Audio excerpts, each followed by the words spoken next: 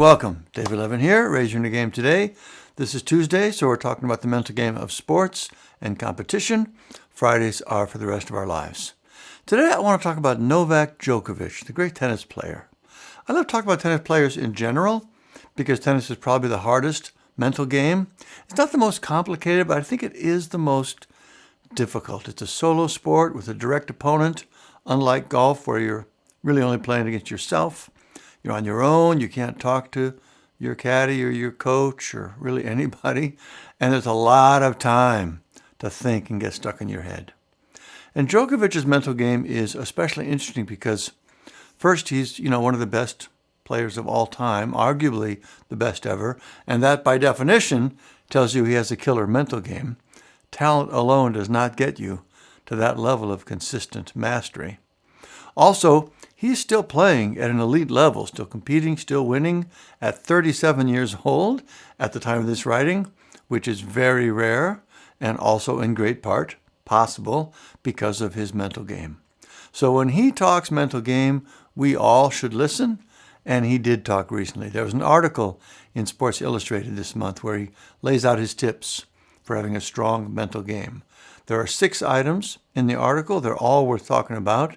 And there are things to say beyond his core suggestions as well. So to stick to our normal format, not go too long, I'm going to split this into 3 episodes, 2 items each, and we'll work from more fundamental items to more advanced ideas as we go on.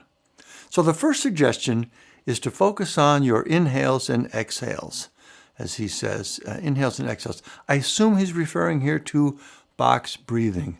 He said before that box breathing is his main mental game tool during competition. I talk about that in our Advanced Mental Game Mastery course. Box breathing, if you don't know, is when you breathe in for 4 counts, hold your breath for 4 counts, breathe out for 4 counts, and hold again for 4 counts. It doesn't have to be 4. It just has to be that same rhythm all the way around, and that's why it's called box breathing, because there are 4 equal sides to it, however you do them. A couple of thoughts on this. One is box breathing doesn't work for every moment in every sport, mainly because it takes some time to do it, right? I mean, at least 15, 20 seconds for each time around, depending on how you do it. And you don't always have that kind of time. Like I assume he wouldn't have time for that between points. I think it would have to be between games and sets. But the bigger point is that box breathing, the reason it's helpful is because it brings you back to being present in the moment and out of your head. And that's what you need for peak performance. But box breathing isn't the only way to do that. There are several other techniques that help, and some even work even better than the breathing does. A famous one, also from the tennis world, comes from the classic book, The Inner Game of Tennis, where he says to focus your attention on the seams of the ball. When your attention's on the ball, it's not off somewhere else in your head. Beyond that, generally it works to focus on physical things in your body, the feeling of your feet against the ground, the ball or the racket in your hand, touching your fingertips to your thumb. All these things bring your attention into the present. The most powerful technique for this is to engage with your thoughts directly and to direct and control them. First, you learn to recognize what it feels like to be present versus off in your head. Then you work on observing what's going on and noticing when thoughts come up. Then you practice shutting them down. Nope, not going there. We'll talk about that later. And coming back to being present. That skill is called cognitive control, and that's what we teach in our Raise Your Inner Game Sports Academy.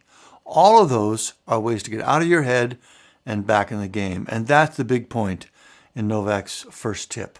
Find something you can do to consistently get yourself focused and present. His second tip I thought was very interesting, which is to observe your opponent as much as possible. He said he'll look up at the big screen between games when they show the players on their break and just observe. How is he drinking water? Is he sweating more than usual? How is he breathing? And that gives him insights into the other player and maybe things he can take advantage of.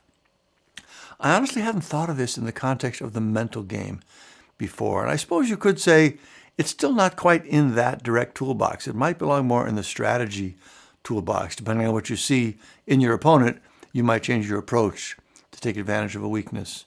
But I can see there's a big mental game aspect to this too, which has, I think, mostly to do with confidence. We tend, of course, to focus on ourselves. We feel our insecurities. We're painfully aware of everything we're doing and how well we're doing compared to what we think we should do and what we want to do. And, we're just always on that, in that internal cycle, focused on ourselves and judging ourselves and all that.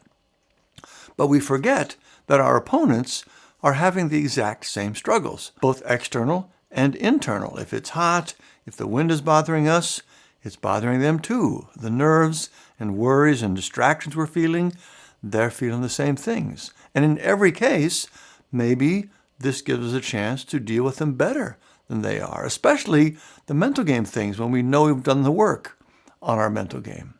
And that perspective can really help us feel more confident in the moment. It reminds me of a scene in the basketball movie Hustle with Adam Sandler. Sandler is a talent scout. He's helping a player try to get into the NBA.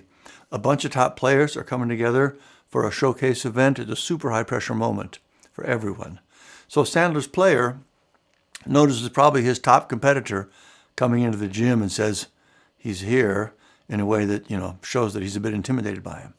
And Sandler immediately replies, yeah, he's thinking the same thing about you right now. So that's that perspective shift. When we observe our opponent and think about what's going on for them and realize there's probably at least as much as we're dealing with, it helps break that insecure loop we can get into and feel more confident in ourselves. I like that tip a lot, both at a strategy level and a mental game level. Now, there's one big question hanging over all of this, which pretty much never gets addressed in any discussion of mental game training, which is why I get so frustrated with what you find out there, which is that it tells you things to do, but doesn't tell you how to actually do them. Here's a good thought. When this situation comes up, think this instead of that. Okay, great, thank you. But how do I do that? How do I stop thinking something in the moment? They never tell you that. We do, by the way, in our training. But to put any idea into action, at some point, you have to break it down to the actual practical steps it takes to do it. For example, this tip, to look at your opponent and notice things that you can take advantage of.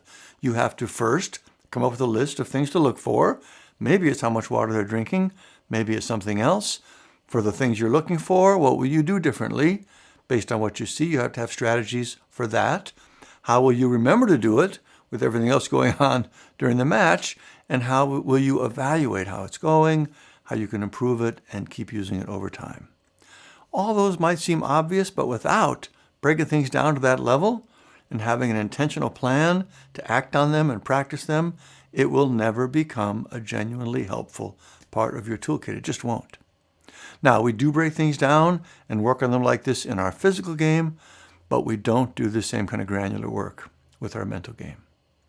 So that is a thought I will add to this discussion. If you like the sound of any of Novak's suggestions, understand that you have to put them into a practical framework and be super intentional about adding them to your mental game toolkit. All right, those are our first two items from this series of mental game lessons from Novak Djokovic. Focus on your breathing or some other technique to bring yourself back to being present and focused, and observe your opponent to look for potential advantages, and also to remind yourself that they're dealing with the same struggles, so there's no need to not feel confident going up against them. If you'd like to learn more about our mental game training options, both our Sports Academy training and our Advanced Mental Game Mastery course, check out raiseyourinagame.com. Next week, we'll continue with our series of Novak lessons. In the meantime, let me know any questions. Keep up the good work. I'll see you next time.